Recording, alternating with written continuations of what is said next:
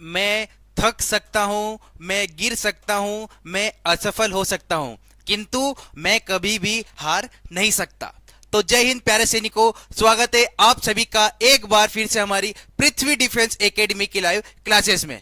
मैं आशा करता हूं बच्चों आप सभी स्वस्थ होंगे और काफी मन लगाकर पढ़ाई कर रहे होंगे। तो बच्चों हमने केमिस्ट्री पढ़ना शुरू कर दिया था और टॉपिक वाइज हम केमिस्ट्री की क्लासेस करने वाले हैं। यानी कि हमारी जो आज की क्लास होने वाली बच्चों वो होने वाली है परमाणु संरचना पर, यानी कि एटॉमिक स्ट्रक्चर पर। तो बच्चों हमारी आज की जो क्लास है बहुत ही इंपॉर्टेंट होने वाली है और जितने भी क्वेश्चंस हम आज करने वाले हैं वो आने वाली आपकी अग्निवीर एग्जाम्स के लिए बहुत ही ज्यादा जरूरी क्वेश्चंस है बच्चों। तो चलिए अब हम हमारा आज का सेशन शुरू करते हैं।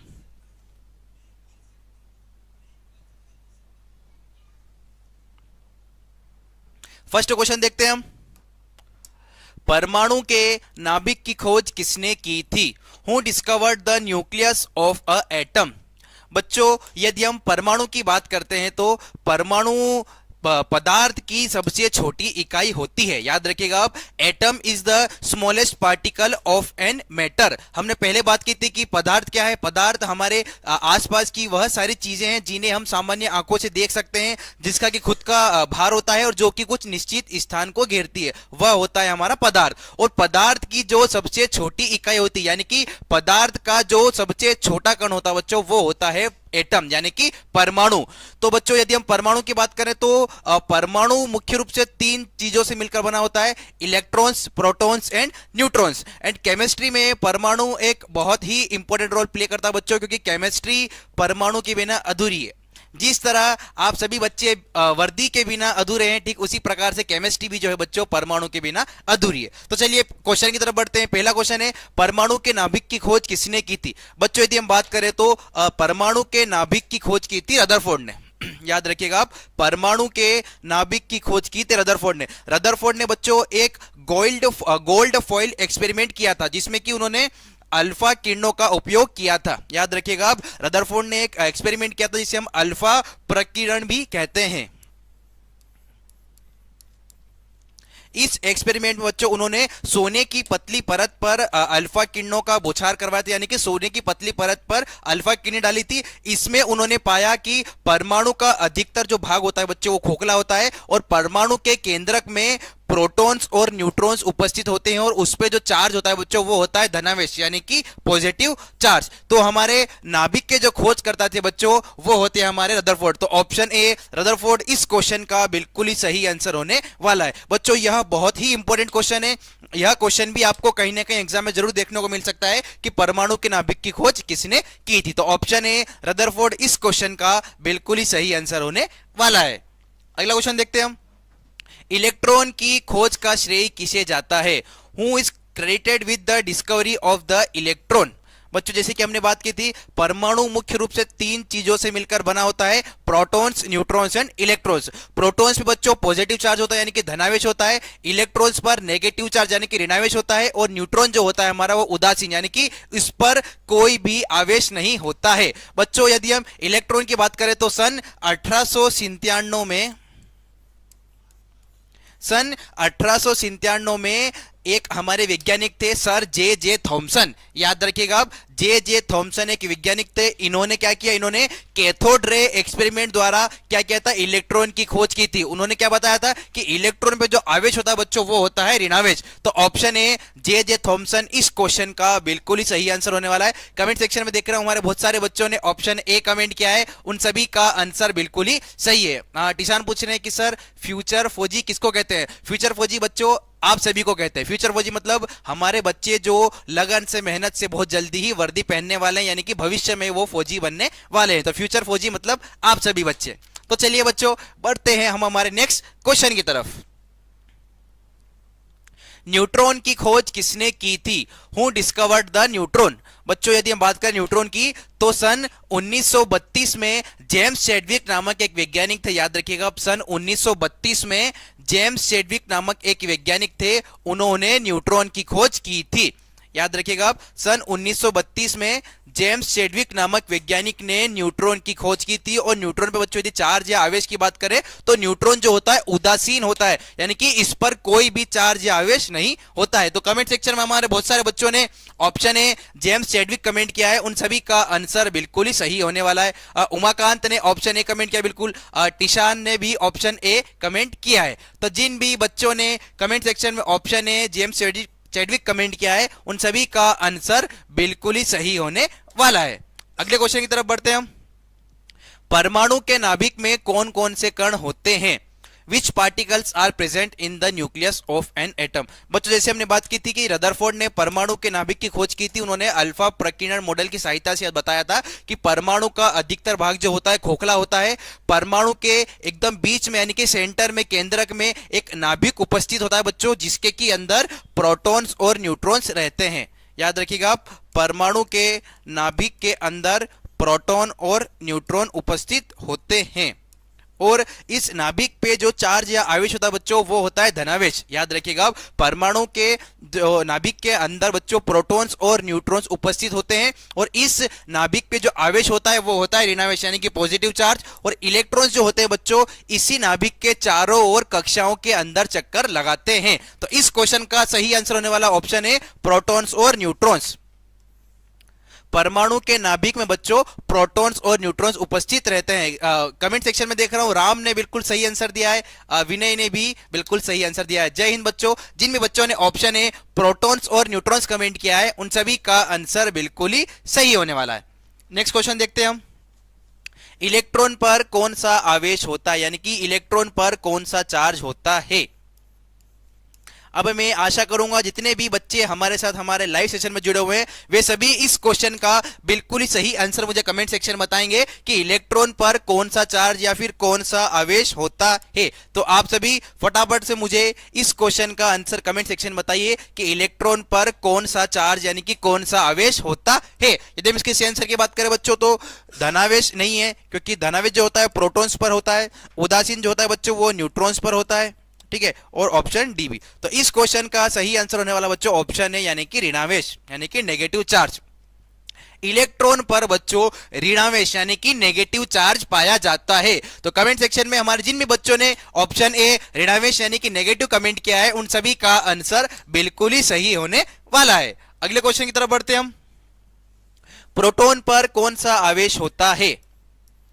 What charge does a proton have? एक और बेसिक सा क्वेश्चन और एक और इंपॉर्टेंट सा क्वेश्चन हमारे सामने है कि प्रोटॉन पर कौन सा चार्ज या कौन सा आवेश होता है। तो फटाफट से आप सभी इस क्वेश्चन का आंसर भी मुझे बताइए कि प्रोटॉन पर कौन सा चार्ज या फिर कौन सा आवेश होता है। मैं आप सभी का कमेंट सेक्शन में वेट कर रहा हूं कि प्रोटॉन पर चार्ज कौन सा होता है। इस क्वेश्चन का आंसर आप मुझे बताएंगे। यदि हम इसके आंसर की बात करते बच्चों तो ऋणावेश नहीं होता है, क्योंकि ऋणावेश जो होता है इलेक्ट्रॉन पर होता है। उदासीन भी नहीं है क्योंकि यह होता है न्यूट्रॉन पर, या फिर नो चार्ज।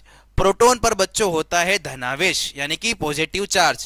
प्रोटॉन को हमेशा P+ लिखा जाता है, तो ये जो प्लस होता है बच्चों ये होता है पॉजिटिव चार्ज यानी कि इसे हम कहते हैं धनावेश। और इलेक्ट्रॉन पे जो होता है बच्चों ये होता है ऋणावेश। तो याद रखिएगा आप, प्रोटॉन पर धनावेश पाया जाता है। तो जिन भी बच्चों ने कमेंट सेक्शन में ऑप्शन है धनावेश या पॉजिटिव कमेंट किया है उन सभी का आंसर बिल्कुल ही सही होने वाला है कि प्रोटॉन पर कौन सा चार्ज होता है, कौन सा आवेश होता है, तो वो होता है धनावेश। चलिए बढ़ते हैं हमारे हम नेक्स्ट क्वेश्चन की तरफ। अगला क्वेश्चन देखते हैं, न्यूट्रॉन पर कितना आवेश होता है? एक और बेसिक सा क्वेश्चन आ गया। फटाफट से आप सभी इस क्वेश्चन का आंसर भी मुझे बताइए कि न्यूट्रॉन पर कौन सा चार्ज या फिर कौन सा आवेश होता है। हमने प्रोटॉन की बात कर ली बच्चों, प्रोटॉन पर पॉजिटिव चार्ज होता है, इलेक्ट्रॉन पर नेगेटिव चार्ज होता है, और न्यूट्रॉन पर होता है बच्चों कोई भी चार्ज नहीं होता, यानी कि न्यूट्रल जो होता है बच्चों वह शून्य होता है। न्यूट्रॉन पर कौन सा चार्ज होता है बच्चों? तो यह होता है शून्य यानी कि जीरो।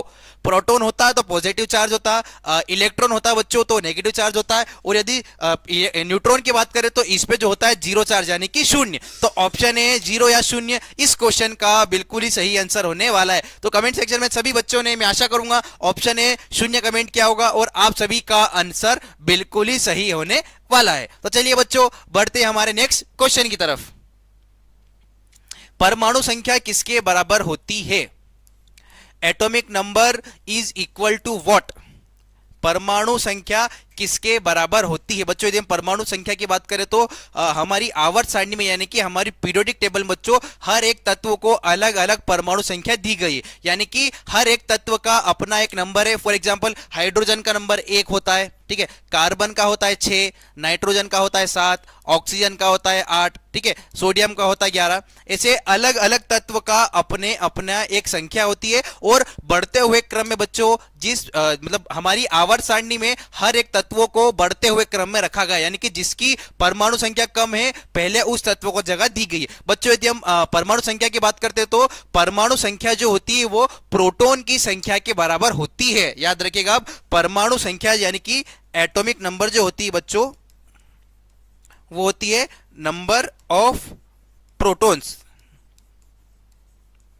ठीक है, यानी कि किसी भी एक नाभिक में कितने प्रोटॉन्स की संख्या होती है वह उस तत्व की परमाणु संख्या होती है। तो ऑप्शन ए प्रोटॉन की संख्या इस क्वेश्चन का बिल्कुल ही सही आंसर होने वाला है कि परमाणु संख्या किसके बराबर होती है, तो वो होती है प्रोटॉन की संख्या के बराबर। यदि हम इसके एग्जांपल की बात करें बच्चों तो यदि हम सोडियम का एग्जांपल देखते हैं, सोडियम की परमाणु संख्या है 11 और जैसा कि हम जानते हैं परमाणु संख्या किसके बराबर होती है, प्रोटॉन की संख्या के बराबर, यानी कि सोडियम के नाभिक में प्रोटॉन की संख्या कितनी होने वाली 11।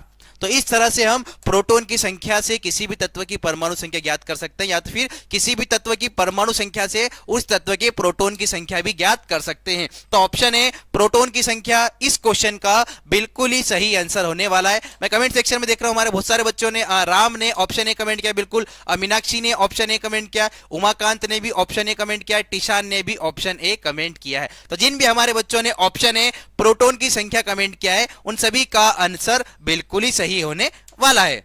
अगले क्वेश्चन की हम बात करते हैं, परमाणु के सबसे बाहरी कक्ष को क्या कहते हैं। What is the outermost shell of an atom. परमाणु के सबसे बाहरी कक्ष को हम क्या कहते हैं। बच्चों जैसे कि हम परमाणु की बात करते हैं तो हमने बात की कि परमाणु के नाभिक में प्रोटॉन्स और न्यूट्रॉन्स उपस्थित होते हैं और इलेक्ट्रॉन्स जो होते हैं इस नाभिक के चारों ओर चक्कर लगाते हैं। बच्चों ये जो हमारे इलेक्ट्रॉन्स होते हैं ये निश्चित कक्षाओं के अंदर चक्कर लगाते हैं। याद रखिएगा आप, इलेक्ट्रॉन्स जो होते हैं ये कक्षाओं के अंदर चक्कर लगाते हैं और कक्षाओं की खोज की थी नील्स बोहर ने। याद रखिएगा आप, कक्षाओं की खोज की थी नील्स बोहर ने। नील्स बोहर नामक एक वैज्ञानिक थे, इन्होंने कक्षाओं के, जिसे हम ऑर्बिट्स भी कहते हैं, इसकी खोज की थी। यानी कि ये जो इलेक्ट्रॉन्स होते हैं बच्चों वे इन कक्षाओं के अंदर चक्कर लगाते हैं और कौन कौन सी कक्षाएं होती है, के, एल, एम, एन और ओ, ये हमारी 5 मुख्य कक्षाएं होती है बच्चों और इन कक्षाओं के अंदर हमारे इलेक्ट्रॉन्स जो होते हैं वो होते हैं हमारे इन कक्षाओं के अंदर हमारे इलेक्ट्रॉन चक्कर लगाते हैं। अब यदि बच्चों हम सबसे बाहरी कोश की बात करें तो किसी भी एक तत्व की सबसे बाहरी कक्ष को हम कहते हैं वैलेंस शेल। याद रखिएगा आप, किसी भी एक तत्व की सबसे बाहरी कोश को हम कहते हैं यानी कि बाहरी कक्षा को हम कहते हैं वैलेंस शेल। Valence shell. यदि हम हिंदी में बात करें तो संयोजी कक्षा। संयोजी कक्षा यानी कि किसी भी एक तत्व की जो सबसे बाहरी कक्षा होती है उस कक्षा को हम कहते हैं वैलेंस शेल यानी कि संयोजी कक्ष। तो ऑप्शन है वैलेंस शेल यानी कि संयोजी कोश इस क्वेश्चन का बिल्कुल ही सही आंसर होने वाला है। और बच्चों यह जो वैलेंस कक्ष होती है, संयोजी कक्ष होती है, यही केमिकल रिएक्शन में भाग लेती है यानी कि रासायनिक अभिक्रिया में जब इलेक्ट्रॉनों का आदान और प्रदान होता है तब जो उस परमाणु की सबसे बाहरी कक्ष होती है यानी कि उसकी वैलेंस शेल होती है उस इलेक्ट्रॉनों के आदान प्रदान में हिस्सा लेती है। तो याद रखिएगा यह भी एक बहुत ही इंपॉर्टेंट क्वेश्चन होने वाला है। तो ऑप्शन ए, जिन भी हमारे बच्चों ने कमेंट किया है उन सभी का आंसर बिल्कुल ही सही होने वाला है। अगले क्वेश्चन की तरफ बढ़ते हैं, एक ही तत्व के परमाणु जिनकी परमाणु संख्या समान लेकिन द्रव्यमान संख्या अलग हो उन्हें हम क्या कहते हैं। यदि हम इस क्वेश्चन को अच्छे से देखिए बच्चों तो किसी भी एक तत्व की जब परमाणु संख्या समान हो, फॉर एग्जांपल हाइड्रोजन का एग्जांपल लेते हैं, हाइड्रोजन की परमाणु संख्या होती है 1। हर एक तत्व का अपनी परमाणु संख्या होती है बच्चों और हर एक तत्व का अपना परमाणु भार होता है। यदि हम इसकी बात करें बच्चों तो यदि कोई एक तत्व है, फॉर एग्जांपल हाइड्रोजन है, इसकी परमाणु संख्या 1 है, इसका परमाणु भार 1 है। दूसरा देखते हैं, हाइड्रोजन परमाणु संख्या 1, परमाणु भार 2, हाइड्रोजन 1, परमाणु संख्या समान, परमाणु भार 3। यानी कि तत्व एक ही है, कौन सा? हाइड्रोजन, किंतु उनका जो परमाणु भार है जिसे हम द्रव्यमान संख्या भी कहते हैं यानी कि एटॉमिक मास है, वह अलग अलग होता है। जैसे इस एग्जांपल में हमने देखा है कि यहां हाइड्रोजन था, हाइड्रोजन की परमाणु संख्या होती है एक, यहां पर भी हाइड्रोजन की परमाणु संख्या एक है, यहां पर भी हाइड्रोजन की परमाणु संख्या एक है, पर इन तीनों अलग अलग, इस जो हाइड्रोजन तत्व है इसकी जो परमाणु भार है वह तीनों का अलग अलग होता है। तो जब भी किसी भी एक तत्व की परमाणु संख्या समान होती है किंतु उनका परमाणु भार अलग अलग होता है तो बच्चों उन्हें हम कहते हैं समस्थानिक यानी कि आइसोटोप्स। बहुत ही इंपॉर्टेंट क्वेश्चन है बच्चों, यह क्वेश्चन भी बहुत बार एग्जाम में आता है और हमारी प्रीवियस ईयर में भी यह क्वेश्चन आ चुका है कि किसी भी एक तत्व की परमाणु संख्या समान हो लेकिन परमाणु भार अलग अलग हो तो उन्हें हम क्या कहते हैं? तो उन्हें हम कहते हैं समस्थानिक यानी कि आइसोटोप्स। तो ऑप्शन ए आइसोटोप्स इस क्वेश्चन का बिल्कुल ही सही आंसर होने वाला है। तो जिन बच्चों ने ऑप्शन ए आइसोटोप्स कमेंट किया है उन सभी का आंसर बिल्कुल ही सही होने वाला है। अब बच्चों इसमें एक कॉन्सेप्ट और आता है, हमने समस्थानिक की तो बात कर ली, एक होता है हमारा समभारी जिन्हें हम आइसोबार्स भी कहते हैं। आइसोबार्स क्या होते हैं बच्चों? ऐसे तत्व जिनका परमाणु भार समान हो पर परमाणु संख्या अलग हो। फॉर एग्जांपल कार्बन की परमाणु संख्या होती है 6, नाइट्रोजन की परमाणु संख्या होती है 7, पर कार्बन का एक हमारा आइसोटोप होता है जिसका परमाणु भार होता है 14 और नाइट्रोजन का भी परमाणु भार होता है 14। यहां आप देखेंगे, आप बिल्कुल ध्यान से देखिएगा, यहां आप देखेंगे कार्बन की परमाणु संख्या 6 है, नाइट्रोजन की परमाणु संख्या 7 है, किंतु दोनों का परमाणु भार जो है बच्चों वो क्या है? समान है, यानी कि इसका परमाणु भार 14 है और इसका भी परमाणु भार 14 है। तो जिस भी कंडीशन में परमाणु संख्या अलग अलग होती है पर परमाणु भार समान होता है उन्हें हम कहते हैं समभारिक यानी कि आइसोबार्स, इन्हें हम कहते हैं समभारिक, इंग्लिश में इन्हें हम कहते हैं आइसोबार्स। तो आइसोटोप्स और आइसोबार्स के क्वेश्चन बच्चों बहुत बार पूछे जाते हैं और ये बहुत ही इंपॉर्टेंट क्वेश्चन है, तो विशेषकर इसको अच्छे से आप पता कर लीजिएगा, अच्छे से आप ध्यान रख लीजिए कि समस्थानिक किसे कहते हैं और समभारिक हम किन्हें कहते हैं। तो चलिए बढ़ते हैं हम हमारे नेक्स्ट क्वेश्चन की तरफ। हाइड्रोजन के कितने समस्थानिक होते हैं? How many isotopes does hydrogen have? समस्थानिक की हमने बात की थी, ऐसा तत्व जिसकी परमाणु संख्या सेम है पर परमाणु भार अलग अलग है, यहां पर 1, यहां पर 2, यहां पर 3। बच्चों यदि हम हाइड्रोजन की बात करें तो हाइड्रोजन के मुख्य रूप से 3 समस्थानिक यानी कि आइसोटोप्स पाए जाते हैं। याद रखिएगा आप, हाइड्रोजन के मुख्य रूप से बच्चों 3 समस्थानिक पाए जाते हैं। कौन कौन से? पहला वाला होता है जिसे हम कहते हैं प्रोटियम, पहले वाले को हम कहते हैं प्रोटियम, ठीक है। दूसरा वाला जो होता है बच्चों इसे हम कहते हैं ड्यूटेरियम, याद रखिएगा आप, ड्यूटेरियम,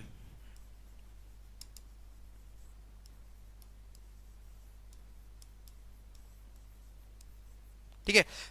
पहला वाला जो था उसे हम कहते हैं प्रोटियम, दूसरे वाले को हम कहते हैं ड्यूटेरियम और तीसरे वाले को हम कहते हैं ट्रीटियम, याद रखिएगा आप, इसे हम कहते हैं ट्रीशियम।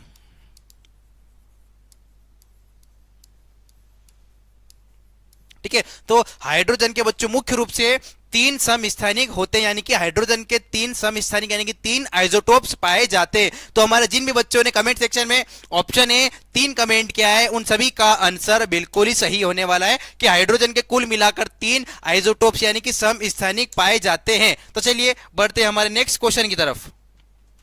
भारी जल जिसे हम हैवी वाटर भी कहते हैं, भारी जल में हाइड्रोजन का कौन सा समस्थानिक होता है? Which isotopes of hydrogen is present in heavy water? भारी जल में हाइड्रोजन का कौन सा समस्थानिक यानी कि कौन सा आइसोटोप पाया जाता है? बच्चों यदि हम भारी जल की बात करें तो भारी जल का सूत्र होता है D2O, ठीक है, भारी जल का सूत्र होता है D2O। और हाइड्रोजन का जो बच्चों जो समस्थानिक होता है जिसे हम भारी जल में उपयोग में लेते हैं वो होता है ड्यूटेरियम, याद रखिएगा आप, वो होता है ड्यूटेरियम, यानी कि ऐसा समस्थानिक सी परमाणु संख्या 1 हो पर परमाणु भार हो 2, वो होता है ड्यूटेरियम। तो भारी जल में हाइड्रोजन का बच्चों ड्यूटेरियम समस्थानिक उपयोग में होता है। तो ऑप्शन ए ड्यूटेरियम इस क्वेश्चन का बिल्कुल ही सही आंसर होने वाला है। सत्यम मराठा ने ऑप्शन ए कमेंट किया, बिल्कुल। टिशान ने भी ऑप्शन ए कमेंट किया है और राम ने भी ऑप्शन ए कमेंट किया है। मीनाक्षी ने भी ऑप्शन ए कमेंट किया, बिल्कुल। जिन भी हमारे बच्चों ने ऑप्शन ए ड्यूटेरियम कमेंट किया है उन सभी का आंसर बिल्कुल ही सही होने वाला है। अगला क्वेश्चन देखते हैं हम। कैथोड किरणें किसकी बनी होती है? Cathode rays are made up of. Cathode किरणें किसकी बनी होती है बच्चों? यदि हम बात करें कैथोड किरणों की, तो कैथोड रेज जो होती है बच्चों, तेज गति से चलने वाले इलेक्ट्रॉन्स होते हैं। क्या होते हैं? कैथोड किरणें क्या होते हैं? तेज गति से चलने वाले इलेक्ट्रॉन को हम कैथोड किरणें भी कहते हैं। तो कैथोड किरणें जो होती है बच्चों, वह इलेक्ट्रॉन्स की बनी होती है। याद रखिएगा आप, कैथोड किरणें जो होती है वह इलेक्ट्रॉन्स की बनी होती है। तो ऑप्शन ए इलेक्ट्रॉन्स इस क्वेश्चन का बिल्कुल ही सही आंसर होने वाला है। अगले क्वेश्चन की तरफ बढ़ते हैं। परमाणु का प्लम पुडिंग मॉडल किसने दिया था? Who gave the plum pudding model of the atom. परमाणु का प्लम पुडिंग मॉडल किसने दिया था? बच्चों यदि हम प्लम पुडिंग की बात करें तो प्लम एक मिठाई होती है जो कि यदि बात करें तो अदर फॉरेन कंट्रीज में पाई जाती है। इस मिठाई में एक मिठाई उसके अंदर होती है और उसके बाहर दूसरी मिठाई पाई जाती है। याद रखिएगा अब, प्लम एक मिठाई होती है जो कि विदेश में पाई जाती है। इसके अंदर एक मिठाई अंदर होती है और बाहर उसके एक कवर चढ़ा होता है। फॉर एग्जाम्पल यदि हम बात करें तो आपने गुपचुप मिठाई देखी होगी जिसके अंदर एक छोटी मिठाई होती है और उसके बाहर कवर होकर दूसरी मिठाई होती है। ठीक, प्लम पुडिंग मॉडल भी सर जे थॉमसन ने दिया था बच्चों। प्लम पुडिंग के अनुसार यानी कि जे थॉमसन के अनुसार इलेक्ट्रॉन्स जो होते हैं किसी भी एक परमाणु के नाभिक के अंदर यानी कि बीच में एकदम सेंटर में पाए जाते हैं। तो इस क्वेश्चन का सही आंसर होने वाला ऑप्शन है जे थॉमसन। परमाणु का प्लम पुडिंग मॉडल बच्चों जे थॉमसन ने दिया था। इस मॉडल में परमाणु को पॉजिटिव स्फीयर माना गया था जिसमें कि इलेक्ट्रॉन जो होते हैं इम्बेड होते हैं। इम्बेड मतलब बीच में यानी कि यहां पर बिल्कुल पाए जाते हैं। जिस प्रकार से आपने देखा होगा तरबूज के अंदर बीज पाए जाते हैं, इस मॉडल को हम वाटरमेलन थ्योरी भी कहते हैं। वाटरमेलन थ्योरी यानी कि तरबूज सिद्धांत।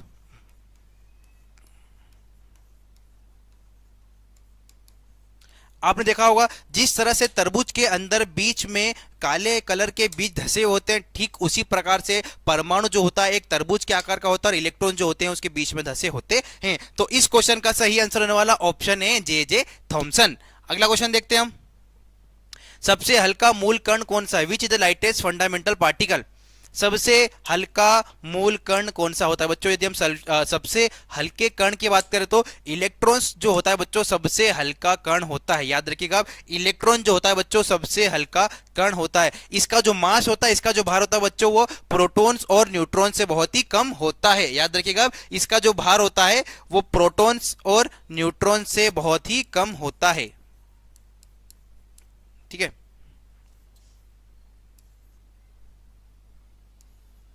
ठीक है। इलेक्ट्रॉन का जो भार होता है बच्चों वो प्रोटॉन्स और न्यूट्रॉन से बहुत ही कम होता है। तो सबसे हल्का मूल कण कौन सा है? तो वो है हमारा ऑप्शन है इलेक्ट्रॉन। यह भी एक इंपॉर्टेंट क्वेश्चन है बच्चों। यह भी क्वेश्चन एग्जाम में आपको कहीं ना कहीं जरूर देखने को मिल सकता है कि सबसे हल्का मूल कण कौन सा है, तो वो है हमारा इलेक्ट्रॉन। विशेषकर अच्छे से आप याद रखिएगा कि सबसे हल्का कण कौन सा है, वो है हमारा इलेक्ट्रॉन्स। अगला क्वेश्चन देखते हैं हम। परमाणु के नाभिक का आकार लगभग कितना होता है? What is the approximate size of the nucleus of an atom? परमाणु के नाभिक का आकार लगभग कितना होता है? जैसे कि हमने बात की बच्चों, परमाणु के नाभिक में प्रोटॉन्स और न्यूट्रॉन्स उपस्थित होते हैं, किंतु बच्चों न्यूक्लियस यानी कि नाभिक का जो आकार होता है वो बहुत ही छोटा होता है। कितना होता है? वो होता है 10⁻⁻15 मीटर। याद रखिएगा, अब नाभिक का जो आकार होता है बच्चों वो होता है 10⁻⁻15 मीटर। तो ऑप्शन ए इस क्वेश्चन का बिल्कुल ही सही आंसर होने वाला है। तो चलिए बढ़ते हैं हमारे नेक्स्ट क्वेश्चन की तरफ। रेडियोधर्मिता, जिसे हम रेडियो एक्टिविटी भी कहते हैं, उसकी खोज किसने की थी? रेडियोधर्मिता या रेडियो एक्टिविटी की बात करें बच्चों तो कुछ ऐसे तत्व होते हैं जो कि अनस्टेबल होते हैं, यानी कि वो अपने अंदर से स्टेबिलिटी पाने के लिए कुछ किरणों को छोड़ते हैं। याद रखिएगा आप, ऐसे तत्व जो कि अनस्टेबल होते हैं यानी कि अस्थायी होते हैं, वो स्टेबिलिटी पाने के लिए अपने अंदर से कुछ किरणों को छोड़ते हैं और उन किरणों को हम कहते हैं रेडियो एक्टिव यानी कि ऐसे तत्व जो स्थिरता यानी कि स्टेबिलिटी पाने के लिए अल्फा, बीटा या गामा इन तीनों में से किसी भी किरणों को छोड़ते हैं, उन तत्वों को हम रेडियो एक्टिव तत्व भी कहते हैं। यदि हम रेडियो धर्मिता की बात करें बच्चों, तो रेडियो धर्मिता की खोज की थी हेनरी बेकुरल। एक और इंपॉर्टेंट क्वेश्चन, रेडियो सक्रियता यानी कि रेडियो एक्टिविटी की डिस्कवरी या खोज किसने की थी? Henry Becquerel. सन 1896 में बच्चों याद रखिएगा आप, 1896 में यूरेनियम से निकलने वाली किरणों की खोज की थी। यूरेनियम एक तत्व था बच्चों जिसकी परमाणु संख्या होती है 92 और इसका परमाणु भार होता है 235। 1896 में बच्चों हेनरी बेकुरल ने यूरेनियम से निकलने वाली किरणों की खोज की थी, जिसको उन्होंने रेडियोधर्मिता की खोज भी की थी। तो ऑप्शन है हेनरी बेकुरल इस क्वेश्चन का बिल्कुल ही सही आंसर होने वाला है। तो चलिए बढ़ते हैं हम हमारे नेक्स्ट क्वेश्चन की तरफ। अल्फा किरणें किसके समान होती है? अल्फा रेज या alpha particles are similar to what? जैसे हमने बात की थी, कोई भी एक तत्व या तो अल्फा किरणों को छोड़ता है या बीटा किरणों को छोड़ता है या तो फिर गामा किरणों को छोड़ता है। ऐसा रेडियो एक्टिव तत्व जो अल्फा, बीटा, गामा किरणों को छोड़ता है वो होता है हमारा रेडियो एक्टिव तत्व। यदि हम अल्फा किरणों की बात करें बच्चों, तो अल्फा पार्टिकल जो होते हैं 2 प्रोटॉन और 2 न्यूट्रॉन के बराबर होते हैं। याद रखिएगा आप, अल्फा पार्टिकल जो होते हैं बच्चों वो होता है 2 प्रोटॉन्स, अल्फा पार्टिकल जो होते हैं 2 प्रोटॉन्स प्लस 2 न्यूट्रॉन से मिलकर बने होते हैं। और इस क्वेश्चन का जो सही आंसर है बच्चों वो है हमारा हीलियम नाभिक। याद रखिएगा आप, अल्फा कण किसके समान होते हैं? वो होता है हीलियम के नाभिक के समान, यानी कि हीलियम के न्यूक्लियस के समान। तो ऑप्शन है इस क्वेश्चन का बिल्कुल ही सही आंसर होने वाला है। अगला क्वेश्चन देखते हैं हम, गामा किरणों की प्रकृति कैसी होती है? What is the nature of gamma rays? Gamma किरणों की प्रकृति कैसी होती है बच्चों? हम गामा किरणों की बात करें तो गामा किरणें हमारी इलेक्ट्रोमैग्नेटिक वेव्स होती है। याद रखिएगा आप, गामा किरणें इलेक्ट्रोमैग्नेटिक वेव्स होती है, जिन्हें हम हिंदी में विद्युत चुंबकीय किरणें भी कहते हैं। गामा किरणें बच्चों हमारी इलेक्ट्रोमैग्नेटिक वेव्स होती है और यह जो होती है उदासीन प्रवृत्ति की होती है, यानी कि गामा किरणें न्यूट्रल होती है। तो ऑप्शन है उदासीन या न्यूट्रल इस क्वेश्चन का बिल्कुल सही आंसर होने वाला है। कमेंट सेक्शन में रोहित डांगी ने ऑप्शन ए कमेंट किया बिल्कुल, सत्यम मराठा ने ऑप्शन ए कमेंट किया बिल्कुल, मीनाक्षी ने ऑप्शन ए कमेंट किया बिल्कुल, टिशान ने ऑप्शन ए कमेंट किया बिल्कुल, रवि कुमार, सत्यम मराठा, रोहित डांगी बिल्कुल। जिन भी हमारे बच्चों ने ऑप्शन ए उदासीन या न्यूट्रल कमेंट किया है उन सभी का आंसर बिल्कुल ही सही होने वाला है। अगला क्वेश्चन देखते हैं हम, भेदन क्षमता सबसे अधिक किस किरण की होती है? Which ray has the higher penetrating power? भेदन क्षमता की यदि हम बात करें बच्चों तो किसी भी एक तत्व की किसी भी चीज को भेदने की क्षमता उस तत्व की भेदन क्षमता कहलाती है। बच्चों यदि हम भेदन क्षमता की बात करें तो सबसे अधिक होती है गामा किरणों की, ठीक है। सबसे अधिक भेदन क्षमता बच्चों गामा किरणों की होती है, उसके बाद होती है बीटा किरणों की और उसके बाद होती है हमारी अल्फा किरणों की,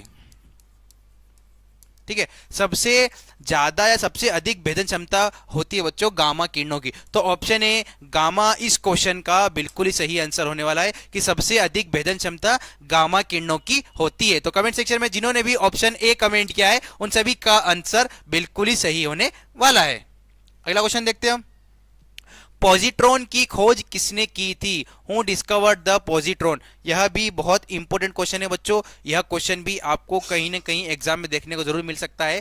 पॉजिट्रॉन की खोज किसने की थी? तो बच्चों याद रखिएगा अब सन 1932 में, ठीक है, याद रखिएगा सन 1932 में एंडरसन नामक वैज्ञानिक ने पॉजिट्रॉन खोजा था। याद रखिएगा आप, सन 1932 में एंडरसन नामक वैज्ञानिक ने पॉजिट्रॉन खोजा था। बच्चों यह एक इलेक्ट्रॉन जैसा कण है लेकिन इस पर पॉजिटिव चार्ज होता है। याद रखिएगा आप, यह एक इलेक्ट्रॉन जैसा कण है पर इस पर जो चार्ज होता है, वो आवेश होता है बच्चों, वो होता है पॉजिटिव, इसलिए इसे हम कहते हैं पॉजिट्रॉन।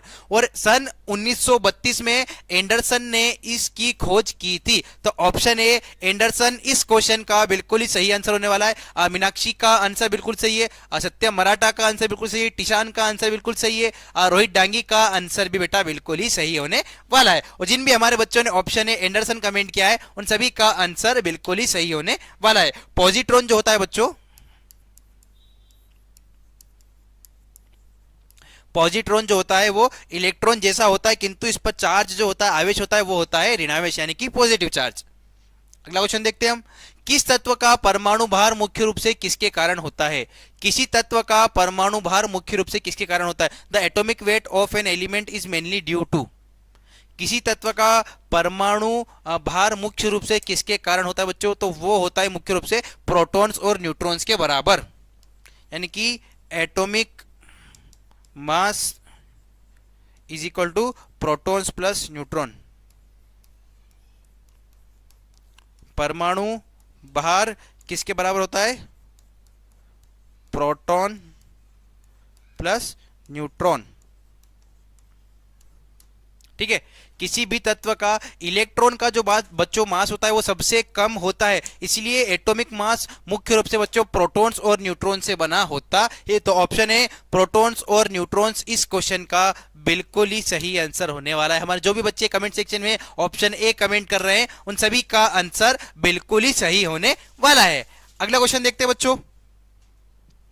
तत्वों का सबसे पहला वर्गीकरण यानी कि परमाणु सिद्धांत किसने दिया था? Who did the first classification यानी कि एटॉमिक थ्योरी ऑफ एलिमेंट्स। तत्वों का सबसे पहला वर्गीकरण या तत्वों का सबसे पहला परमाणु सिद्धांत किसने दिया था बच्चों? तो वो दिया था जॉन डाल्टन ने। याद रखिएगा आप, जॉन डाल्टन ने सबसे पहले एटॉमिक थ्योरी दी थी, जिसमें उन्होंने बताया था कि पदार्थ छोटे छोटे कणों यानी कि एटम से मिलकर बना होता है। तो इस क्वेश्चन का सही आंसर होने वाला ऑप्शन है जॉन डाल्टन। अगला क्वेश्चन देखते हैं। किस वैज्ञानिक ने बताया कि इलेक्ट्रॉन निश्चित कक्षाओं में घूमते हैं? किस वैज्ञानिक ने बताया कि इलेक्ट्रॉन निश्चित कक्षाओं में घूमते हैं? मैंने आपको इस क्वेश्चन का आंसर विशेषकर बताया था। अब आप फटाफट से मुझे इस क्वेश्चन का आंसर बताइए कि किस वैज्ञानिक ने बताया था कि इलेक्ट्रॉन जो होते हैं हमारी KLMNO, ये हमारी 5 मुख्य कक्षाएं होती है, इनके अंदर घूमते हैं। तो मैं आप सभी बच्चों का कमेंट सेक्शन में आंसर का वेट कर रहा हूं। मुझे फटाफट से कमेंट सेक्शन में बताइए कि किस वैज्ञानिक ने बताया था कि इलेक्ट्रॉन जो होते हैं ये कुछ निश्चित कक्षाओं के अंदर ही चक्कर लगाते हैं। तो आप सभी फटाफट से इस क्वेश्चन का आंसर मुझे कमेंट सेक्शन में बताइए, ताकि मुझे पता लगे कि आपको मेरा पढ़ाया हुआ समझ में आ रहा है। यदि हम इसके ऑप्शंस की बात करें बच्चों, तो रदरफोर्ड नहीं हो सकते, क्योंकि रदरफोर्ड ने नाभिक की खोज की थी। थॉमसन ने भी नहीं, जे थॉमसन ने इलेक्ट्रॉन की खोज की थी। चैडविक भी नहीं हो सकता, चैडविक ने न्यूट्रॉन की खोज की थी। इस क्वेश्चन का सही आंसर है हमारा ऑप्शन है, यानी कि नील्स बोहर। याद रखिएगा बच्चों, नील्स बोहर ने यह बताया था कि ये जो इलेक्ट्रॉन्स होते हैं ये मुख्य रूप से KLMNO इन 5 कक्षाओं के अंदर चक्कर लगाते हैं। तो ऑप्शन है नील्स बोहर इस क्वेश्चन का बिल्कुल ही सही आंसर होने वाला है। आप विशेषकर क्वेश्चन को अच्छे से पढ़िएगा कि क्वेश्चन में पूछा क्या गया है। हमसे यह पूछा गया कि किस वैज्ञानिक ने यह बताया था कि इलेक्ट्रॉन्स निश्चित कक्षाओं के अंदर चक्कर लगाते हैं। इलेक्ट्रॉन्स नाभिक के चारों ओर चक्कर लगाते हैं, यह बताया था रदरफोर्ड ने। पर नील्स बोहर ने यह बताया था कि ये जो इलेक्ट्रॉन्स होते हैं बच्चों, ये KLMNO, ये हमारी 5 मुख्य रूप से कक्षाएं होती है, और इन 5 कक्षाओं के अंदर ही इलेक्ट्रॉन जो होते हैं चक्कर लगाते हैं। तो कमेंट सेक्शन में देख रहा हूं मैं, रवि कुमार ने ऑप्शन ए कमेंट किया बिल्कुल, राम ने भी ऑप्शन ए कमेंट किया बिल्कुल, मीनाक्षी ने ऑप्शन ए कमेंट किया बिल्कुल, रोहित डांगी ने ऑप्शन ए कमेंट किया बिल्कुल। जिन भी हमारे बच्चों ने option A Niels Bohr comment किया है उन सभी का आंसर बिल्कुल ही सही होने वाला है। अगला क्वेश्चन देखते हैं हम। उदासीन परमाणु में इलेक्ट्रॉनों की संख्या किसके बराबर होती है? In a neutral atom the number of electrons is equal to. किसी भी एक उदासीन परमाणु में इलेक्ट्रॉनों की संख्या किसके बराबर होती है? यदि हम बात करें बच्चों, तो न्यूट्रल एटम में इलेक्ट्रॉन की संख्या प्रोटॉन की संख्या के बराबर होती है। याद रखिएगा, किसी भी एक उदासीन परमाणु में बच्चों इलेक्ट्रॉन की संख्या प्रोटॉन की संख्या के बराबर होती है। तो इस क्वेश्चन का सही आंसर होने वाला हमारा प्रोटॉन की संख्या। तो option A atomic number is equal to number of proton इस क्वेश्चन का बिल्कुल ही सही आंसर होने वाला है। कमेंट सेक्शन में देख रहा हूं हमारे बहुत सारे बच्चों ने ऑप्शन है प्रोटॉन की संख्या यानी कि परमाणु की संख्या कमेंट किया है, उन सभी का आंसर बिल्कुल ही सही होने वाला है। रवि कुमार पूछ रहे सर ये एग्जाम में आया था, बिल्कुल बेटा, ये जितने भी क्वेश्चन है इसमें हमारे PYQs भी यानी कि प्रीवियस ईयर्स क्वेश्चन भी, यानी कि पहले जो हमारी एग्जाम में क्वेश्चन आ चुके हैं उन क्वेश्चन का भी हम रिवीजन करते हैं, और ऐसे एक्सपेक्टेड क्वेश्चन जो कि एग्जाम में आ सकते हैं उन इंपोर्टेंट क्वेश्चंस का भी हम रिवीजन करते हैं। सर टाइम क्या है क्लासेस का ऑनलाइन? बेटा हमारी जो साइंस की क्लास है अभी नाइट में 8 बजे लगती है, यानी कि रात को 8 बजे हमारी लाइव क्लास लगती है। तो चलिए बच्चों बढ़ते हैं हम नेक्स्ट क्वेश्चन की तरफ। केनाल किरणें क्या है? What are canal rays? Canal किरणें क्या है बच्चों? यदि हम बात करें तो गोल्ड स्टीन ने, याद रखिएगा आप, गोल्ड स्टीन ने केनाल किरणों की खोज की थी, जो कि एक पॉजिटिव चार्ज पार्टिकल होते हैं। केनाल किरणें बच्चों पॉजिटिव यानी कि प्लस चार्ज पार्टिकल यानी कि कण होते हैं। केनाल किरणें बच्चों धनावेश चार्ज पार्टिकल यानी कि ऐसी पार्टिकल्स, ऐसे कण जिन पे कि पॉजिटिव चार्ज यानी कि धनावेश होता है, उन पार्टिकल्स को हम केनाल किरणें भी कहते हैं। तो इस क्वेश्चन का सही आंसर होने वाला ऑप्शन है धनावेशित प्रोटॉन धारा। ठीक है, पॉजिटिवली चार्ज प्रोटॉन स्ट्रीम। तो ऑप्शन ए इस क्वेश्चन का बिल्कुल ही सही आंसर होने वाला है। अगला क्वेश्चन देखते हैं हम। नाभिकीय विखंडन में किसका प्रहार किया जाता है? What is bombarded in nuclear fission? नाभिकीय विखंडन में बच्चों, नाभिकीय विखंडन की यदि हम बात करें बच्चों, तो जितनी भी हमारी नाभिकीय अभिक्रियाएं होती है, यानी कि जितनी भी हमारी न्यूक्लियर रिएक्शन होती है, मुख्य रूप से हमारी दो तरह की नाभिकीय अभिक्रियाएं होती है, यानी कि न्यूक्लियर रिएक्शन होती है। पहली होती है नाभिकीय खंडन और दूसरा होता है नाभिकीय विखंडन। याद रखिएगा आप, नाभिकीय संलयन और नाभिकीय विखंडन। सॉरी, मुख्य रूप से हमारी दो तरह की नाभिकीय अभिक्रियाएं होती है। पहली होती नाभिकीय विखंडन और दूसरी होती है नाभिकीय संलयन। तो विखंडन की यदि हम बात करें बच्चों, तो खंडन का मतलब होता है टूटना, खंडन का मतलब होता है टूटना। जब एक बड़ा नाभिक बच्चों दो छोटे नाभिकों में टूट जाता है, उस अभिक्रिया को हम कहते हैं नाभिकीय विखंडन। जब एक बड़ा न्यूक्लियस या एक बड़ा नाभिक दो छोटे नाभिकों में टूट जाता है बच्चों, उस प्रोसेस को हम कहते हैं नाभिकीय विखंडन। और जिस प्रक्रिया में, यानी कि जिस प्रोसेस में दो छोटे नाभिक आपस में जुड़कर एक बड़े नाभिक का निर्माण करते हैं, याद रखिएगा आप, जिस प्रोसेस में दो छोटे नाभिक आपस में जुड़कर एक बड़े नाभिक का निर्माण करते हैं, उस प्रक्रिया को, उस प्रोसेस को हम कहते हैं नाभिकीय संलयन। उस प्रोसेस को हम कहते हैं नाभिकीय संलयन। याद रखिएगा आप, नाभिकीय संलयन यानी कि न्यूक्लियर फ्यूजन। ठीक है, नाभिकीय संलयन और नाभिकीय विखंडन, यह बहुत ही इंपॉर्टेंट क्वेश्चन है बच्चों, क्योंकि परमाणु बम जो होता है इन्हीं के सिद्धांत पे कार्य करता है। परमाणु बम जो होता है बच्चों, वो नाभिकीय विखंडन के सिद्धांत पर कार्य करता है।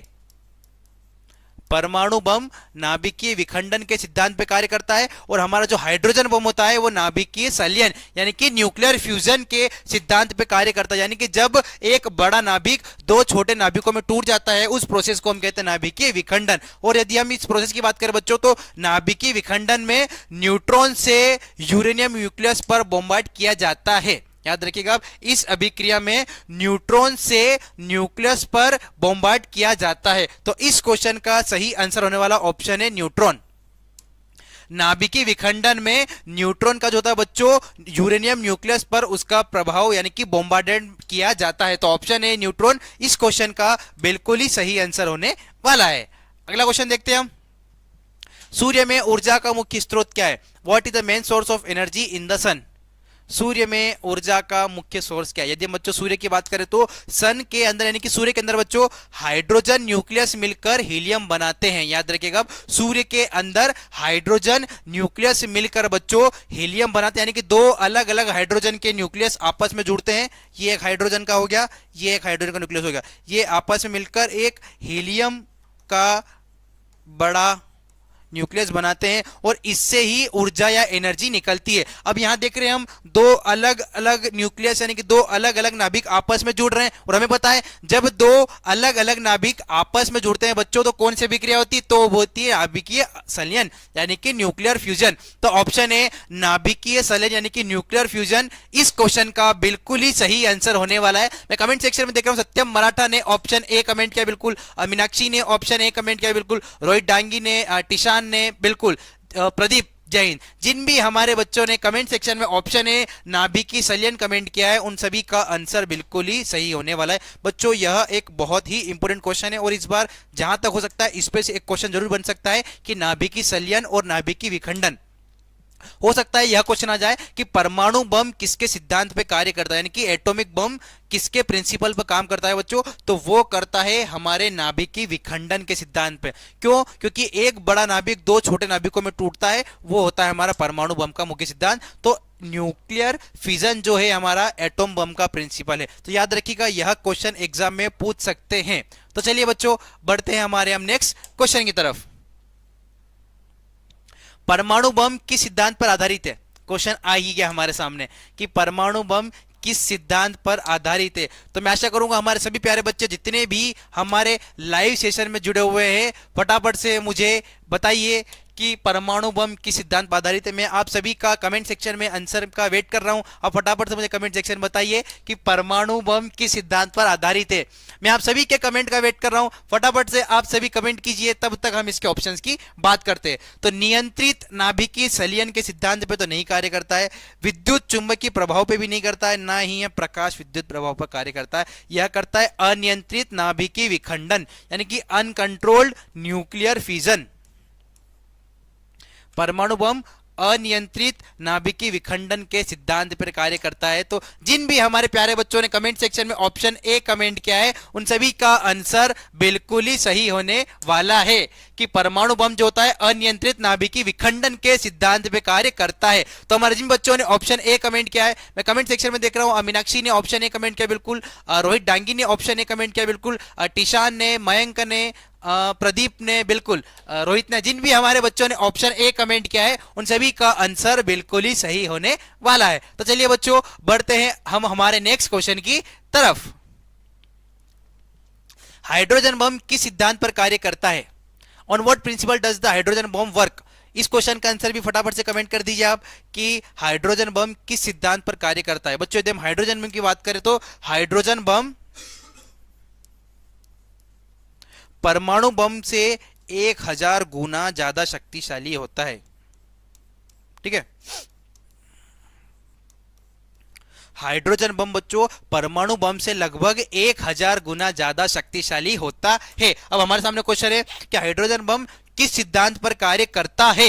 अब हाइड्रोजन बम में क्या होता है, दो छोटे नाभिक आपस में जुड़कर एक बड़े नाभिक का निर्माण करते हैं, और हमें पता है कि जब भी दो छोटे नाभिक आपस में जुड़ते हैं तो एक लार्ज अमाउंट में यानी कि बड़ी मात्रा में ऊर्जा निकलती है। और इस क्वेश्चन का जो सही आंसर होने वाला है वो होने वाला है ऑप्शन ए, यानी कि न्यूक्लियर फ्यूजन।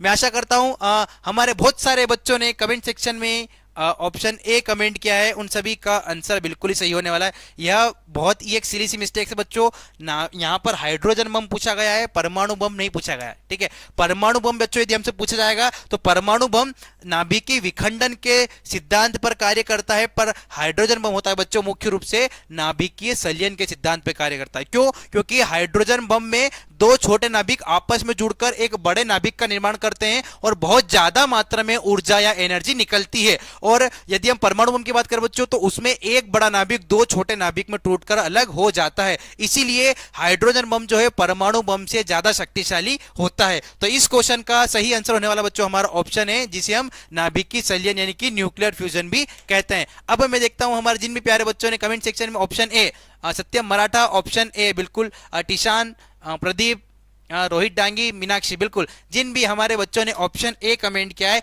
उन सभी का आंसर बिल्कुल ही सही होने वाला है। अगला क्वेश्चन की बात करते हैं हम। परमाणु रिएक्टर में मंदक यानी कि मॉडरेटर के रूप में किसका प्रयोग होता है? What is used as a moderator in nuclear reactor? परमाणु रिएक्टर में मंदक के रूप में किसका प्रयोग होता है? बच्चों यदि हम बात करें परमाणु रिएक्टर की तो जो हमारी नाभिकीय अभिक्रियाएं होती है यानी कि नाभिकीय संलयन या नाभिकीय विखंडन, तो ये जो अभिक्रियाएं होती है बच्चों, इन अभिक्रियाओं को हम जो होता है हमारा न्यूक्लियर रिएक्टर यानी कि जिसे हम परमाणु रिएक्टर कहते हैं इसके अंदर कंट्रोल करते हैं बच्चों। यदि हम बात करें तो मॉडरेटर जो होता है वो न्यूट्रॉन की स्पीड को स्लो करता है। याद रखिएगा मॉडरेटर जो होता है बच्चों वो न्यूट्रॉन की स्पीड को स्लो करता है बच्चों। तो इसमें हम यूज करते हैं हैवी वाटर का यानी कि हैवी वाटर ऑप्शन ए या फिर ग्रेफाइट। याद रखिएगा, परमाणु रिएक्टर में मंदक के रूप में बच्चों हम हैवी वाटर का उपयोग करते हैं। तो ऑप्शन ए इस क्वेश्चन का बिल्कुल ही सही आंसर होने वाला है कि परमाणु रिएक्टर में मंदक के रूप में हम भारी जल का प्रयोग करते हैं। तो जिन भी हमारे बच्चों ने ऑप्शन ए कमेंट किया है उन सभी का आंसर बिल्कुल ही सही होने वाला है। टिशान ने ऑप्शन ए कमेंट किया बिल्कुल, रोहित डांगी ने ऑप्शन ए कमेंट किया बिल्कुल, मीनाक्षी ने ऑप्शन ए कमेंट किया बिल्कुल, सत्यम मराठा ने ऑप्शन ए कमेंट किया बिल्कुल। तो जिन भी हमारे बच्चों ने ऑप्शन ए कमेंट किया है उन सभी का आंसर बिल्कुल ही सही होने वाला है। तो बच्चों परमाणु नाभिकीय अभिक्रियाएं, याद रखिएगा न्यूक्लियर रिएक्शन के ऊपर जहां तक मुझे लग रहा है इस बार एटलीस्ट एक क्वेश्चन जरूर बन सकता है, क्योंकि हमारे आसपास अभी युद्ध यानी कि वार की सिचुएशन चल रही है। तो हो सकता है परमाणु बम या हाइड्रोजन बम के ऊपर एक क्वेश्चन पूछ लिया जाए कि परमाणु बम जो होता है किसके सिद्धांत पे कार्य करता है, तो वो करता है नाभिकीय विखंडन। या फिर हमसे पूछ सकते हैं कि हाइड्रोजन बम किसके सिद्धांत पे कार्य करता है, तो वो करता है नाभिकीय संलयन। तो इन दोनों को आप अच्छे से याद कर लीजिए, हो सकता है यह क्वेश्चन आपको एग्जाम में किसी न किसी शिफ्ट में जरूर देखने को मिल सकता है। तो चलिए बढ़ते हैं हमारे हम नेक्स्ट क्वेश्चन की तरफ। कार्बन डेटिंग से किसकी आयु का निर्धारण किया जाता है? Whose age is determined by carbon dating. बच्चों कार्बन डेटिंग एक ऐसी प्रक्रिया है जिसकी सहायता से हम पुरानी वस्तुओं की उम्र यानी कि एज को पता करते हैं।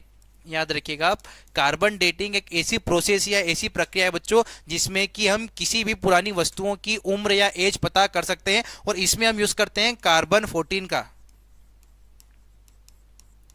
कार्बन डेटिंग में हम कार्बन 14 का उपयोग करते हैं और इसकी मदद से हम किसी भी फॉसिल्स की यानी कि जीवाश्म की उम्र ज्ञात करते हैं। यानी कि यदि हमें किसी भी जीव के रिमेनिंग पार्ट्स मिले यानी कि किसी भी जीव की हड्डियां मिली है तो वो कितने साल पुरानी है, इस चीज का पता करने के लिए हम कार्बन 14 की मदद से, कार्बन डेटिंग प्रोसेस की मदद से उसकी एज या उम्र पता करते हैं। तो ऑप्शन ए जीवाश्म या फॉसिल्स इस क्वेश्चन का बिल्कुल ही सही आंसर होने वाला है। बच्चों यह क्वेश्चन भी एग्जाम में पूछा गया था, याद रखिएगा आप, यह एक इंपॉर्टेंट क्वेश्चन है, पहले भी एक क्वेश्चन एग्जाम में आ चुका है। हो सकता है आपसे ये पूछ ले कि कार्बन डेटिंग से किसकी आयु निर्धारित की जाती है, तो वो किया था जीवाश्म या फॉसिल्स की। या फिर आपसे ऐसा पूछ ले कि किस तत्व का उपयोग कार्बन डेटिंग में किया जाता है, तो वो किया जाता है बच्चों कार्बन 14 का।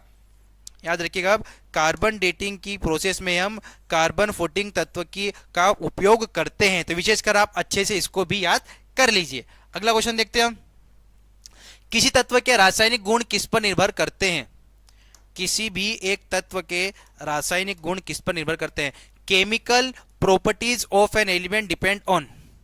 किसी भी तत्व के रासायनिक गुण किस पर निर्भर करते हैं बच्चों? तो किसी भी एक तत्व के रासायनिक गुण यानी कि उसकी केमिकल प्रॉपर्टी जो होती है बच्चों इलेक्ट्रॉनिक कॉन्फ़िगरेशन पर डिपेंड करती है।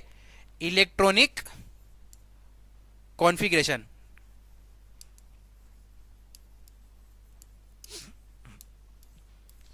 इलेक्ट्रॉनिक कॉन्फ़िगरेशन की बच्चों यदि हम बात करें तो किसी भी एक परमाणु की यदि हम बात करें तो उसकी किस कक्ष में कितने इलेक्ट्रॉन जाते हैं यानी किस कक्ष में कितने इलेक्ट्रॉन होते हैं, इसका पता हम इलेक्ट्रॉनिक कॉन्फ़िगरेशन प्रोसेस की सहायता से लगाते हैं। फॉर एग्जांपल यदि हम सोडियम की बात करें तो सोडियम की परमाणु संख्या होती है 11, ठीक है। तो इसका यदि हम इलेक्ट्रॉनिक विन्यास देखें बच्चों तो इसका होता है 1s2 2s2 2p6 3s1। यह सोडियम का इलेक्ट्रॉनिक विन्यास है बच्चों। इसमें पहली कक्षा में कितने इलेक्ट्रॉन दिख रहे हैं हमें? पहली कक्षा में 2 इलेक्ट्रॉन दिख रहे हैं। यह हमारी दूसरी कक्षा है। दूसरी कक्षा में हमें कितने इलेक्ट्रॉन देखने को मिल रहे हैं? इसमें मिल रहे हैं 2 और 6, यानी कि दूसरी कक्षा में हमारे कुल मिलाकर 8 इलेक्ट्रॉन को देखने को मिल रहे हैं। यदि हम तीसरी कक्षा की बात करें बच्चों तो तीसरी कक्षा में हमें कुल मिलाकर 1 ही इलेक्ट्रॉन देखने को मिल रहा है। तो तीसरी कक्षा में 1 इलेक्ट्रॉन उपस्थित है। इस तरह से हम किसी भी एक तत्व का इलेक्ट्रॉनिक विन्यास यानी कि इलेक्ट्रॉनिक कॉन्फ़िगरेशन करते हैं, और किसी भी एक तत्व के रासायनिक गुण जो होते हैं वो उसकी परमाणु संख्या पर निर्भर करते हैं। तो ऑप्शन ए एटॉमिक नंबर इस क्वेश्चन का बिल्कुल ही सही आंसर होने वाला है। तो कमेंट सेक्शन में देख रहा हूं मैं, लवी ने ऑप्शन ए कमेंट किया बिल्कुल, प्रदीप ठाकुर ने ऑप्शन ए कमेंट किया है, रोहित डांगी बिल्कुल, मीनाक्षी, सत्यम पाटीदार, टिशान बिल्कुल। जिन भी हमारे बच्चों ने ऑप्शन ए कमेंट किया है उन सभी का आंसर बिल्कुल ही सही होने वाला है। नेक्स्ट क्वेश्चन, मेसोन की खोज किसने की थी? Who discovered the meson? Meson की खोज किसने की थी? बच्चों यदि हम बात करें मेसोन की तो मेसोन की खोज की थी युकावा ने। याद रखिएगा आप, मेसोन के जो खोज करता थे वो थे युकावा। तो ऑप्शन ए युकावा इस क्वेश्चन का बिल्कुल ही सही आंसर होने वाला है कि मेसोन के खोजकर्ता कौन थे, वो थे हमारे युकावा। अगले क्वेश्चन की तरफ बढ़ते हैं। परमाणु के नाभिक के चारों ओर घूमने वाले कण क्या कहलाते हैं? What are the particles evolving around the nucleus? फटाफट से मुझे आप कमेंट सेक्शन में इसका आंसर बताइए कि जो कण परमाणु या नाभिक के चारों ओर चक्कर लगाते हैं उन्हें हम क्या कहते हैं? फटाफट से आप कमेंट कीजिए। मैं आशा करूंगा जितने भी हमारे प्यारे बच्चे अभी तक हमारे लाइव सेशन में जुड़े हुए हैं इस क्वेश्चन का आंसर बिल्कुल ही सही कमेंट करेंगे। तो फटाफट से आप इस क्वेश्चन का आंसर कमेंट कीजिए। मैं देखना चाहता हूं कि कितने बच्चे इस क्वेश्चन का आंसर बिल्कुल सही कमेंट करते हैं कि परमाणु के नाभिक के चारों ओर घूमने वाले यानी कि जो कक्षाओं के अंदर जो कण घूमता है वो कौन सा कण होता है। तो मैं आप सभी की कमेंट का वेट कर रहा हूं। फटाफट से आप सभी कमेंट कीजिए ताकि मुझे पता लगे कि आपको कितना समझ में आ रहा है, कितना हम सही पढ़ रहे हैं। कमेंट सेक्शन की यदि हम बात करें बच्चों तो न्यूट्रॉन्स और प्रोटॉन जो होते हैं ये हमारे नाभिक में उपस्थित होते हैं। ठीक है, फोटोन जो होते हैं ये एनर्जी के बंडल होते हैं। ठीक है, इलेक्ट्रॉन्स इलेक्ट्रॉन्स जो होते हैं बच्चों ये परमाणु के नाभिक के चारों ओर चक्कर लगाते हैं। अब मैं कमेंट सेक्शन में देख रहा हूँ प्रदीप ठाकरे ने ऑप्शन ए कमेंट किया बिल्कुल, मीनाक्षी ठाकुर ने ऑप्शन ए कमेंट किया बिल्कुल, रोहित डांगी ने ऑप्शन ए कमेंट किया बिल्कुल, टीशान ने, प्रदीप ने, रोहित ने, सचिन, राम यादव बिल्कुल। जिन भी हमारे बच्चों ने ऑप्शन ए इलेक्ट्रॉन कमेंट किया है उन सभी का आंसर बिल्कुल ही सही होने वाला है कि परमाणु के नाभिक के चारों ओर इलेक्ट्रॉन जो होते हैं वो चक्कर लगाते हैं। लास्ट क्वेश्चन है नहीं बेटा, हमारी आज की क्लास में हम 50 क्वेश्चंस करने वाले हैं, तो अभी हमारे बहुत सारे 15 इंपोर्टेंट क्वेश्चंस और बचे हैं। तो चलिए अब हम बढ़ते हैं साथ में हमारे नेक्स्ट क्वेश्चन की तरफ। परमाणु विद्युत रूप से कैसा होता है? How is an atom electrically called? परमाणु विद्युत रूप से कैसा होता है? बच्चों यदि हम परमाणु की बात करें तो परमाणु विद्युत रूप से न्यूट्रल यानी कि उदासीन होता है। परमाणु विद्युत रूप से उदासीन होता है क्यों? क्योंकि परमाणु के अंदर पॉजिटिव चार्ज और नेगेटिव चार्ज दोनों ही पाए जाते हैं और दोनों एक दूसरे को न्यूट्रल कर देते हैं यानी कि उदासीन कर देते हैं। तो परमाणु विद्युत रूप से बच्चों उदासीन होता है यानी कि न्यूट्रल होता है। तो ऑप्शन ए उदासीन या न्यूट्रल इस क्वेश्चन का बिल्कुल ही सही आंसर होने वाला है। तो हमारे जिन बच्चों ने ऑप्शन ए कमेंट किया है उन सभी का बिल्कुल ही सही आंसर होने वाला है। अगला क्वेश्चन, परमाणु ऊर्जा प्राप्त करने के लिए किस तत्व का प्रयोग किया जाता है? बहुत ही इंपॉर्टेंट क्वेश्चन है। Which element is used to obtain nuclear energy? बहुत इंपॉर्टेंट क्वेश्चन है बच्चों यह वाला, और यह क्वेश्चन भी आपको कहीं ना कहीं एग्जाम में जरूर देखने को मिल सकता है कि जितनी भी हमारी नाभिकीय अभिक्रिया होती है यानी कि नाभिकीय संलयन और नाभिकीय विखंडन, इन अभिक्रिया में हम ईंधन के रूप में, याद रखिएगा, नाभिकीय अभिक्रिया में यानी कि ईंधन या फ्यूल के रूप में हम यूरेनियम का उपयोग करते हैं। याद रखिएगा।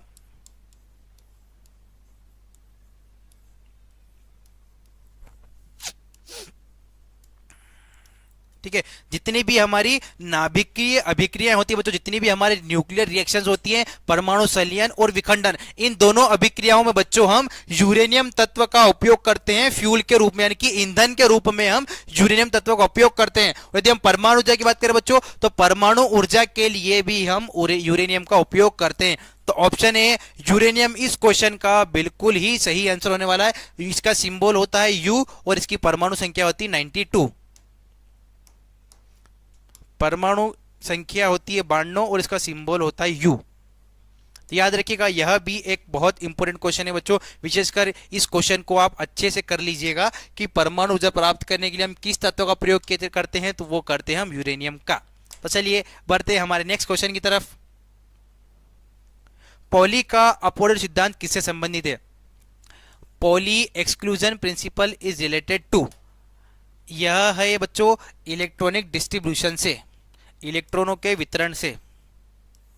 पॉली का परमाणु सिद्धांत बच्चों इलेक्ट्रॉनों के वितरण से है। यदि बच्चों पॉली के सिद्धांत की बात करें तो पॉली ने एक प्रिंसिपल दिया था, ठीक है, जो कि परमाणु के डिस्ट्रीब्यूशन यानी कि इलेक्ट्रॉनों के वितरण से संबंधित है। तो ऑप्शन है डिस्ट्रीब्यूशन ऑफ इलेक्ट्रॉन्स इस क्वेश्चन का बिल्कुल ही सही आंसर होने वाला है।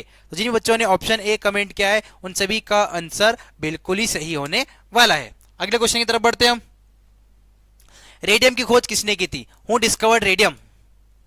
बहुत ही इंपॉर्टेंट क्वेश्चन है और बहुत ही बेसिक सा क्वेश्चन है कि रेडियम की खोज किसने की थी। यदि बच्चों रेडियम की बात करें तो रेडियम की खोज की थी मैडम क्यूरी ने। रेडियम एक तत्व है बच्चों, Ra इसका सिंबल है और इसकी परमाणु संख्या है 88। रेडियम की खोज मैडम क्यूरी ने की थी। बहुत इंपॉर्टेंट क्वेश्चन है बच्चों, कहीं ना कहीं यह क्वेश्चन भी आपको एग्जाम में जरूर देखने को मिल सकता है। यह क्वेश्चन पहले ऑलरेडी एग्जाम में आ चुका है, हो सकता है हमें फिर से देखने को मिले कि रेडियम एक तत्व है जिसका सिंबल या प्रतीक है Ra और इसकी परमाणु संख्या है 88 यानी कि 88। और इसके खोज करता की हम बात करें बच्चों तो इसके खोज करता है मैडम क्यूरी। तो ऑप्शन है मैडम क्यूरी इस क्वेश्चन का बिल्कुल ही सही आंसर होने वाला है। रोहित पूछ रहे हैं कि सर जी रॉकेट में कौन सा फ्यूल यूज किया जाता है। तो बच्चों रॉकेट में प्रोपेलेंट PROPE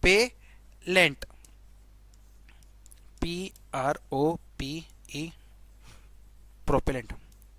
रॉकेट में हम प्रोपेलेंट को ईंधन या फ्यूल के रूप में यूज करते हैं। यह भी एक इंपॉर्टेंट क्वेश्चन है बच्चों, याद रखिएगा। हो सकता है रॉकेट का भी हमसे पूछ सकते हैं कि रॉकेट के अंदर हम किस फ्यूल यानी कि ईंधन के रूप में किसका उपयोग करते हैं, तो हम करते हैं प्रोपेलेंट का। यह भी एक इंपॉर्टेंट क्वेश्चन है।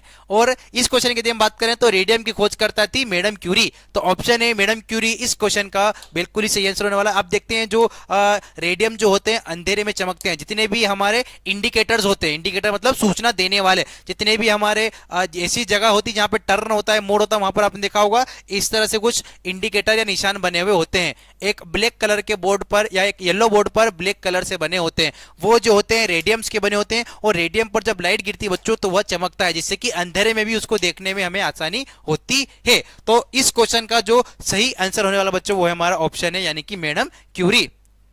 अगला क्वेश्चन देखते हैं हम। एक्स किरण यानी कि एक्सरेज की खोज किसने की थी। एक्सरे कहते हैं बात करें बच्चों तो जब भी हमें हड्डी में फ्रैक्चर होता है या कुछ भी होता है तो हम क्या करते हैं एक्सरे करवाते हैं यानी कि एक्सरे की सहायता लेते हैं। और इस किरण के जो खोज करता है बच्चों वो है हमारे रोंटगन। याद रखिएगा आप, एक्सरे के जो खोज करता है बच्चों वो है हमारा रोंटगन। तो ऑप्शन है रोंटगन इस क्वेश्चन का बिल्कुल ही सही आंसर होने वाला है। टीचर पूछ रहे हैं फ्यूल ऑफ फ्यूचर किसी के बताया, हाइड्रोजन को दोस्त। फ्यूल ऑफ फ्यूचर हम हाइड्रोजन को भी कहते हैं। चलिए अगला क्वेश्चन देखते हैं हम। तत्व के सबसे छोटे अविभाज्य कण को क्या कहते हैं। What is the smallest indivisible. Individual का मतलब है जिसे और विभाजन यानी कि और तोड़ा नहीं जा सकता, वो होता है हमारा इंडिविजिबल यानी कि अविभाज्य। तत्व के सबसे छोटे अविभाज्य कण को हम क्या कहते हैं। यह भी एक इंपॉर्टेंट क्वेश्चन है बच्चों और उसे हम कहते हैं परमाणु यानी कि एटम। यानी कि एटम को हम और छोटे भागों में नहीं तोड़ सकते। परमाणु का जो परमाणु होता है वो पदार्थ का सबसे छोटा अविभाजित होता है, अविभाज्य कण होता है। तो ऑप्शन है परमाणु या एटम इस क्वेश्चन का बिल्कुल ही सही आंसर होने वाला है। अगला क्वेश्चन की तरफ बढ़ते हैं हम। परमाणु के नाभिक के चारों ओर इलेक्ट्रॉन के घूमने के पथ को क्या कहते हैं। जो इलेक्ट्रॉन्स होते हैं वो किसके अंदर चक्कर लगाते हैं। फटाफट से इस क्वेश्चन का आंसर भी मुझे आप कमेंट सेक्शन में बताइए कि परमाणु के नाभिक के चारों ओर जो इलेक्ट्रॉन चक्कर लगाते हैं वो किसके अंदर चक्कर लगाते हैं। फटाफट से आप सभी कमेंट कीजिए, मैं आप सभी का कमेंट सेक्शन में आंसर का वेट कर रहा हूं। तो आप मैं आशा करूंगा जितने भी बच्चे हमारे साथ लाइव सेशन में जुड़े हुए हैं इस क्वेश्चन का आंसर सभी बच्चे, जितने भी बच्चे जुड़े हुए हैं सभी इस क्वेश्चन का आंसर कमेंट करें कि परमाणु के नाभिक के चारों ओर जो इलेक्ट्रॉन चक्कर लगाते हैं घूमते हैं वो किसके अंदर चक्कर लगाते हैं। तो आप सभी फटाफट से कमेंट कीजिए, तब तक हम इसके ऑप्शंस की बात करते हैं। तो नाभिक या न्यूक्लियस तो नहीं है, प्रोटॉन पाथ भी नहीं है, न्यूट्रॉन जोन भी नहीं है। इस क्वेश्चन का सही आंसर है कक्षा या कोश यानी कि ऑर्बिट और शेल। परमाणु के नाभिक के चारों जो इलेक्ट्रॉन होते हैं बच्चों ये निश्चित कक्षाओं यानी कि ऑर्बिट्स के अंदर चक्कर लगाते हैं। अब मैं कमेंट सेक्शन में देख रहा हूं कि टीशा ने ऑप्शन ए कमेंट किया बिल्कुल, प्रदीप ठाकरे ने ऑप्शन ए कमेंट किया बिल्कुल, मीनाक्षी ने ऑप्शन ए कमेंट किया बिल्कुल, देव ने, अर्पित ने बिल्कुल, आशीष ने, सत्यम मराठा ने और टीशा ने बिल्कुल। शाबाश, जिन भी हमारे बच्चों ने कमेंट सेक्शन में ऑप्शन ए ऑर्बिट या शेल या कक्षा या कोश कमेंट किया है उन सभी का आंसर बिल्कुल ही सही होने वाला है। तो शाबाश बच्चों, ऐसे ही मन लगाकर पढ़ते रहिए। बच्चों यदि हम बात करें तो सबसे बाहरी कक्षा सबसे बाहरी शेल की बात करें बच्चों तो उसे हम कहते हैं वैलेंस शेल, जिसे हम हिंदी में संयोजी कक्ष कहते हैं।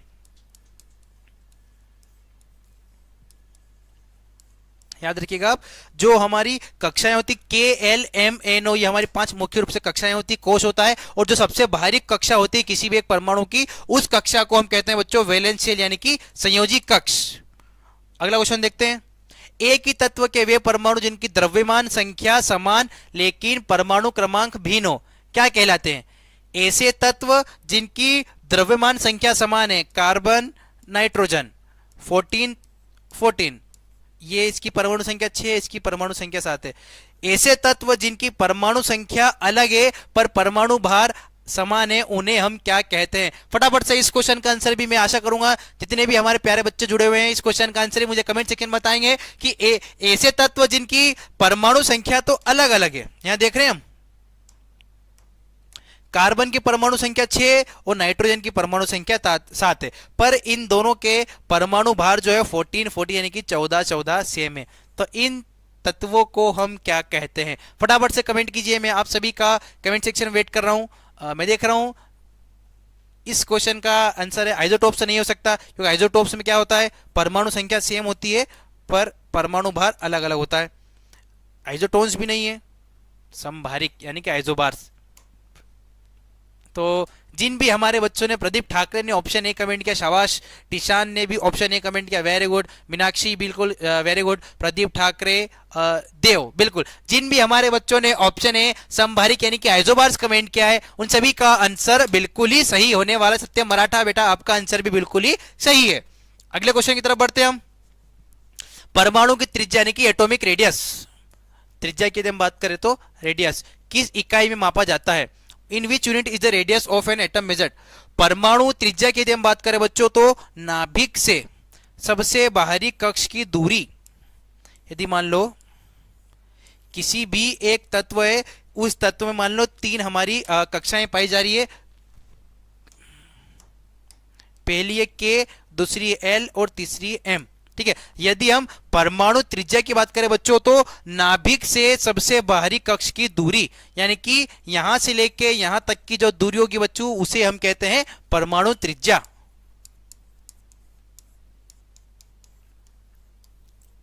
याद रखिएगा आप, एटॉमिक रेडियस या परमाणु त्रिज्या वह होती है यानी कि परमाणु के नाभिक से लेकर सबसे बाहरी कक्ष यानी कि वैलेंस कक्ष तक की जो दूरी होती है वो होती है एटॉमिक रेडियस यानी कि परमाणु की त्रिज्या। और परमाणु की त्रिज्या को बच्चों हम किस में मापते हैं? इसे हम मापते हैं एंगस्ट्रॉम में। परमाणु की त्रिज्या को हम एंगस्ट्रॉम में मापते हैं। तो ऑप्शन है एंगस्ट्रॉम इस क्वेश्चन का बिल्कुल ही सही आंसर होने वाला है। चलिए अगले क्वेश्चन की तरफ बढ़ते हैं हम। कैथोड किरणों पर कौन सा विद्युत आवेश होता है? जैसे कि हमने बात की थी, कैथोड किरणें क्या है बच्चों? कैथोड किरणें तेज गति से चलने वाले इलेक्ट्रॉन्स हैं और इलेक्ट्रॉन्स में कौन सा चार्ज होता है? Negative charge. तो कैथोड किरणों पर जो चार्ज कौन सा होगा? नेगेटिव यानी कि ऋणावेश। कैथोड किरणें वो, सबसे पहली बात हम बात करते हैं कैथोड किरणें है क्या, तो जो इलेक्ट्रॉन बहुत तेज गति से गति करते हैं वो होते हैं हमारी कैथोड किरणें। और इलेक्ट्रॉन पर चार्ज कौन सा होता है? Negative charge. तो हमारी कैथोड किरणों पर भी चार्ज कौन सा होगा? नेगेटिव। तो ऑप्शन है ऋणावेश यानी कि नेगेटिव चार्ज इस क्वेश्चन का बिल्कुल ही सही आंसर है। अगला क्वेश्चन, कण बोसोन, बोसोन नामक कण का संबंध किससे है? The name of particle boson is related to which name? कण बोसोन का संबंध किससे है बच्चों? यदि हम बोसोन की बात करें तो वो है एस.एन. बोस। बोसोन नाम का संबंध बच्चों एस.एन. बोस से, क्योंकि बोसोन के खोजकर्ता एस.एन. बोस ही थे। तो ऑप्शन ए एस.एन. बोस इस क्वेश्चन का बिल्कुल ही सही आंसर होने वाला है। अगला क्वेश्चन देखते हैं हम। भारतीय परमाणु विज्ञान के पितामह यानी कि जनक किसे कहते हैं? बहुत इंपॉर्टेंट क्वेश्चन है बच्चों, हो सकता है यह क्वेश्चन भी आपको कहीं ना कहीं देखने को जरूर मिलेगा कि भारत में परमाणु विज्ञान के पितामह यानी जनक किसे कहते हैं बच्चों? तो वो कहते हैं होमी जहांगीर बाबा।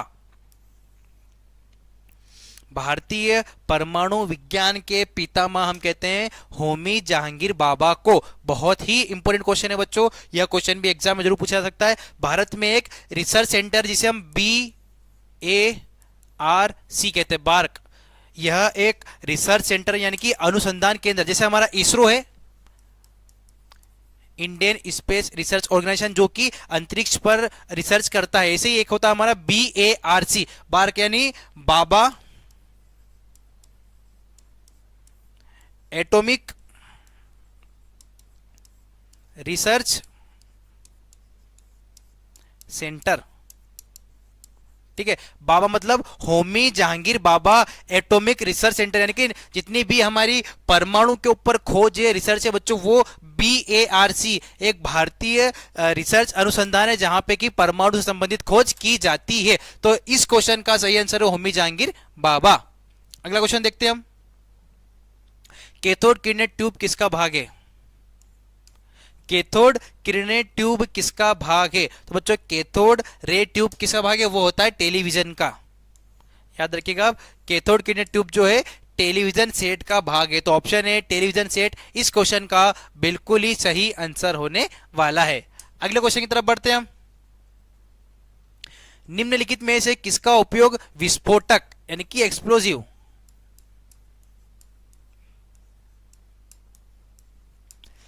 निम्नलिखित में से किसका उपयोग एक्सप्लोसिव यानी कि विस्फोटक के रूप में किया जाता है? तो वो किया जाता है नाइट्रोग्लिसरीन। नाइट्रोग्लिसरीन एक विस्फोटक पदार्थ है